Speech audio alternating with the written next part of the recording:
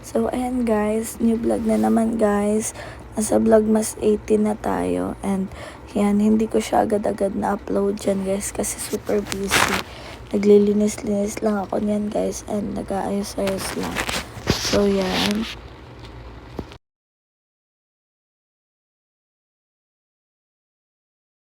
So, ayan guys. Kala ko yung dumating is yung aking tempered sa new phone ko.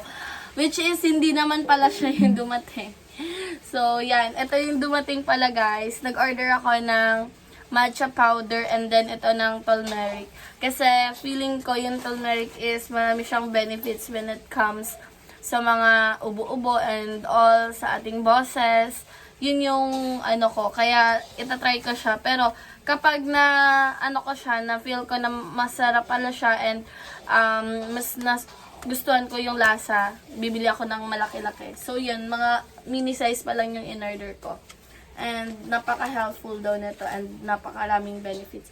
And ito naman, matcha powder, marami siyang way kung paano mo siya pwedeng gamitin guys. Pwede lang siya for tea, pwede lang din siya for juice, or kung kahit anong gusto mo, pwede lang kung idadagdag mo siya sa ano mo, sa pang breakfast, ganyan, or pang kapag gusto mo sa school, baunin, pwede siyang ipang baon. Yan.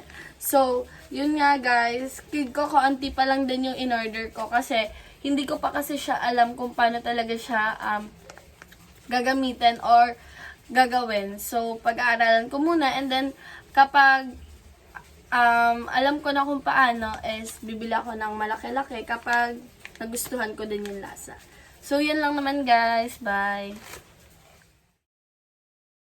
Hi guys! So, ayan guys. Meron na naman akong panibagong parcel na dumating. And yan.